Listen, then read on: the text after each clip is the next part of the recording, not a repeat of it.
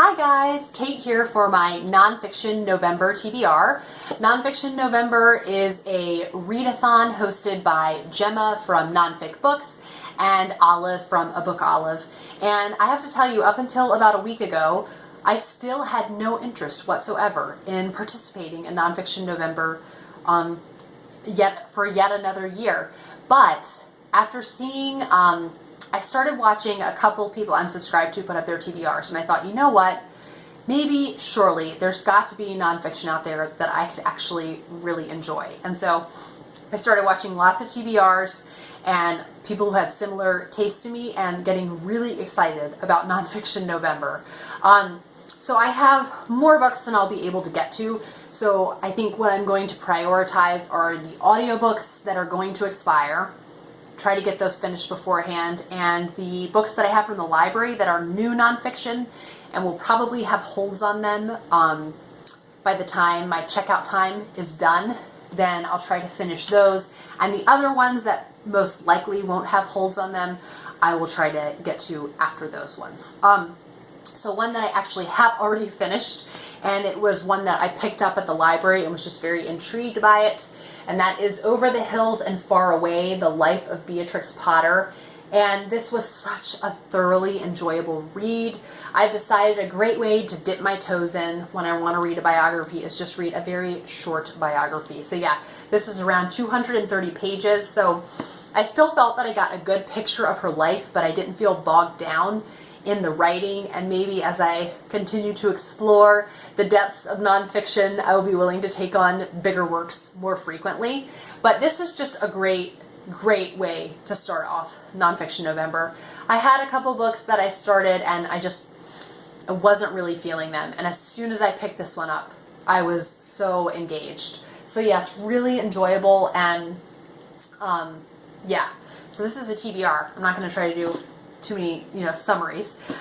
So another one that is a top priority one, because this is a very recent release, and that is The Secret History of Jane Eyre, How Charlotte Bronte Wrote Her Masterpiece by John Fordresher. I think that's how you say his name, but this just sounds fascinating, and it is just solely about the process of writing Jane Eyre, and I'm one of those stereotypical Victorian literature readers that loves Jane Eyre.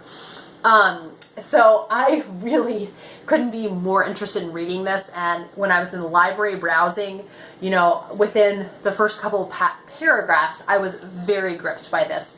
But thankfully also, this one is just around 215 pages, so very, very doable over the course of a couple days.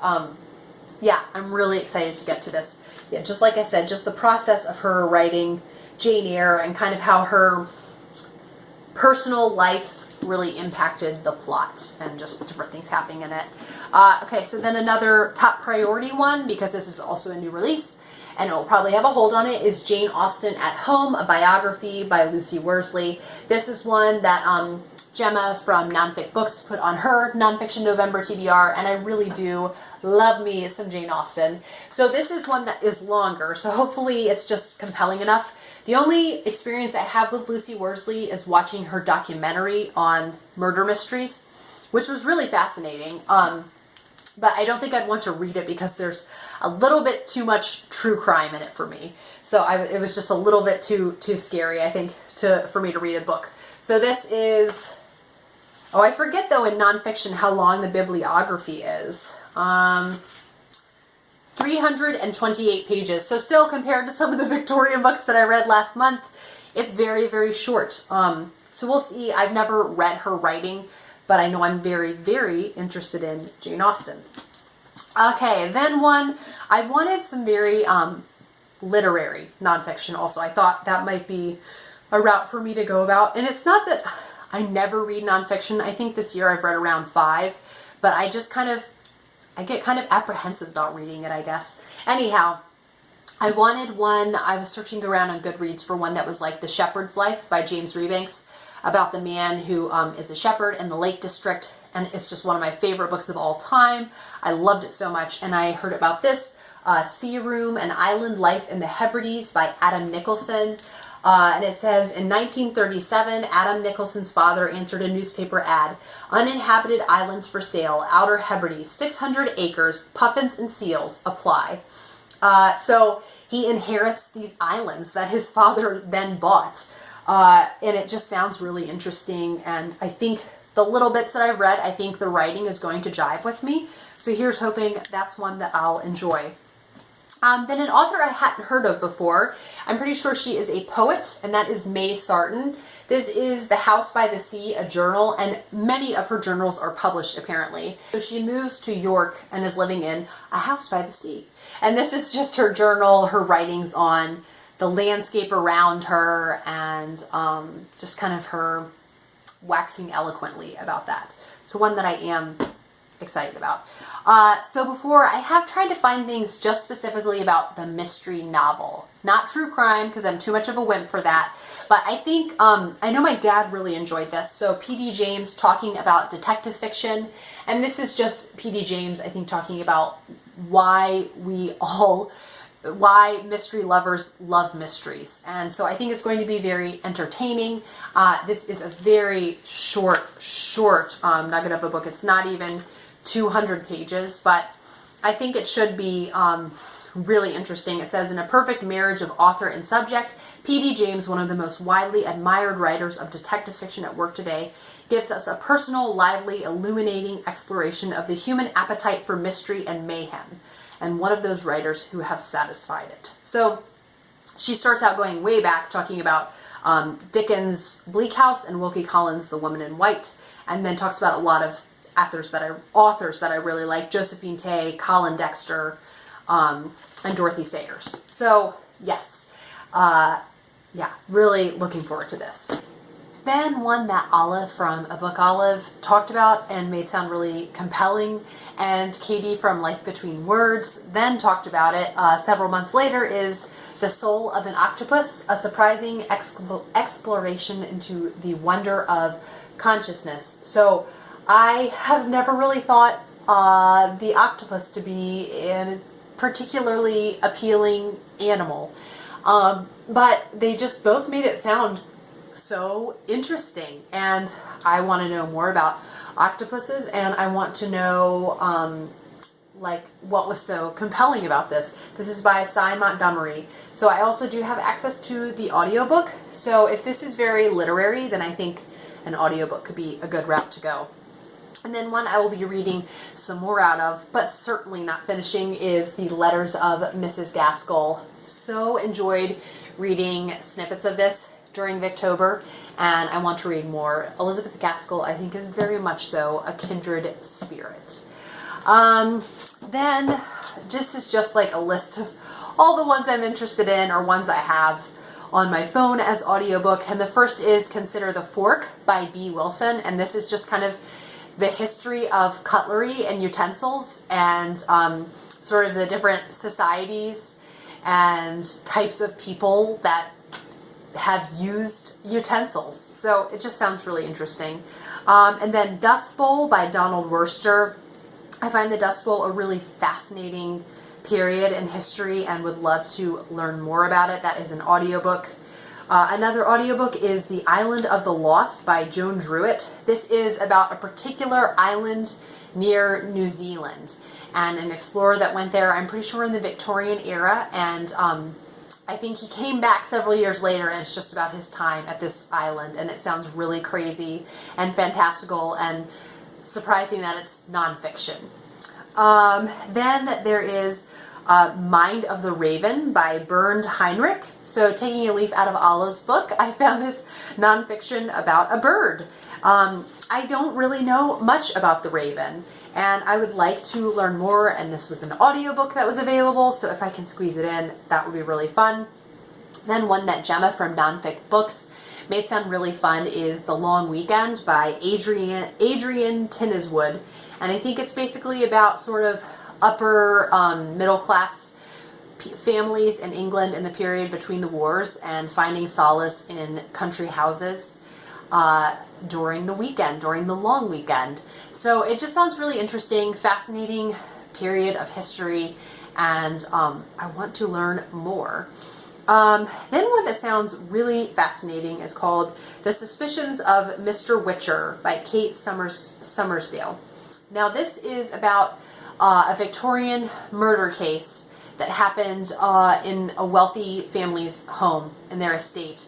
And this Mr. Witcher was an inspector who was sent in, and he had the gall to accuse someone in the family of doing this murder, committing this murder. So he was promptly fired and let go from his job. And then years later, they figured out who it was, and he was right that it was someone in the family. So it just sounds really fascinating, and maybe kind of one of the first cases of its kind. And yeah, just sounds really interesting. Then one that Louise from The Big-Haired Bookworm talked up, and like I said, I was wanting really some literary nonfiction, and particularly just people waxing eloquently about nature. So I do have checked out on audiobook The Old Ways by Robert Macfarlane, and this is just his story of walking different parts in England and just kind of the different things he learned about himself from his time, you know, spent out in nature, and it just sounds really fascinating. Then one that I had wanted to read for years and just kept being intimidated by is The Romanov Sisters by Helen Rappaport. So the Romanovs I find so fascinating because Nicholas was the last Tsar of Russia. And Russian history actually is something I'm interested in. I just don't ever really act on it. But like Olive, I do find it really fascinating, and I have visited Russia a couple times.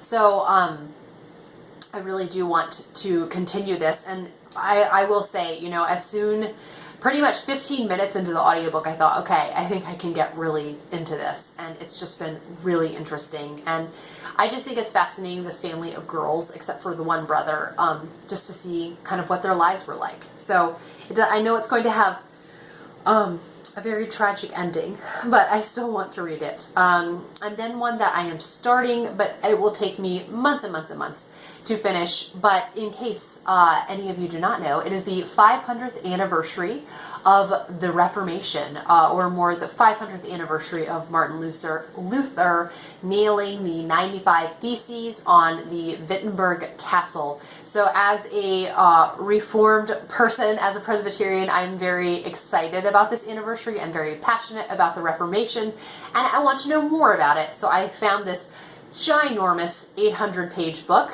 narrated by Dermot McCulloch, and the only reason I feel brave enough to pick it up is that I have the audiobook. But I will say, I have done a little portion of it in audiobook, and it is really interesting.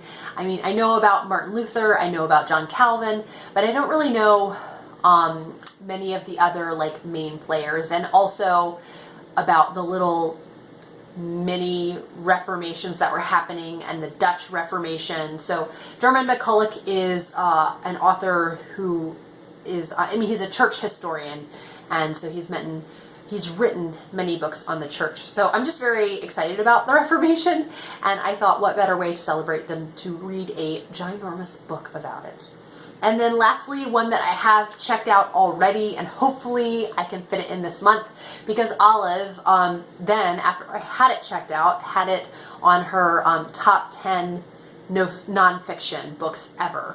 And that is Catherine the Great by Robert K. Massey. So I think, you know, as somebody who is interested in Russian history, I should really check out Robert K. Massey from what Olive says. And I do think Catherine the Great is a fascinating historical figure. So really, hopefully, I will have time to get to that. So that is the whopping list of nonfiction. I'm sure I will not get to all of it, but maybe some of it can roll over. If not, you know, I can just kind of keep this as a reference list of the things that I wasn't able to get to, and we'll get to later. So I will see you guys for another video soon, and I hope you have a lovely day.